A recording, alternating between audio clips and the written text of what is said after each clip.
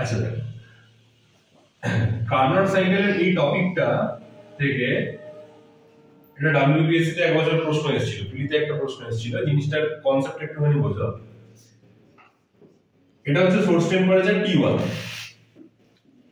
এটা হচ্ছে sync temperature T2 এবং source temperature always greater than sink temperature.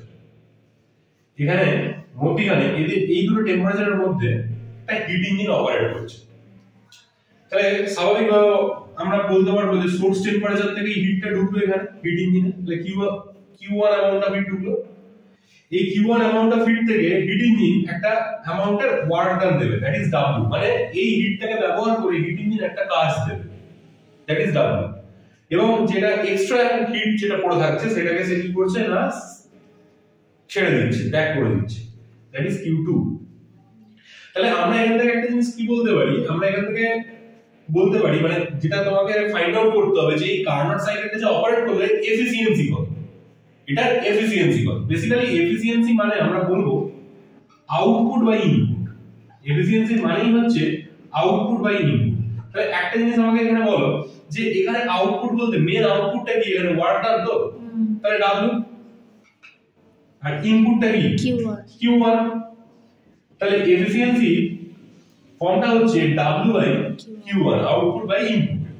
এই জিনিসটাকে ধরো কোন নিউমেরিক্যালে হয়তো তোমার ওয়ার্ক ডান এবং এই Q1 দিয়ে নেই, দেওয়া আছে এফিসিয়েন্সিটা T1 এবং T2 সাপেক্ষে, এই দুটোর পার্সপেক্টিভে তোমাকে প্রশ্নটা করা হয়েছে, অর্থাৎ সোর্স টেম্পারেচার দেওয়া, সিঙ্ক টেম্পারেচার দেওয়া, এফিসিয়েন্সি বের করতে হবে। তাহলে সেই ক্ষেত্রে আমরা কিভাবে ফাইন্ড আউট করব জিনিসটাকে, মানে এই হোল জিনিসটাকে আমরা কিভাবে কনভার্ট করব টেম্পারেচারের ক্ষেত্রে। তাহলে সেই জিনিসটা করতে গেলে একটু জিনিসটা দেখে নাও।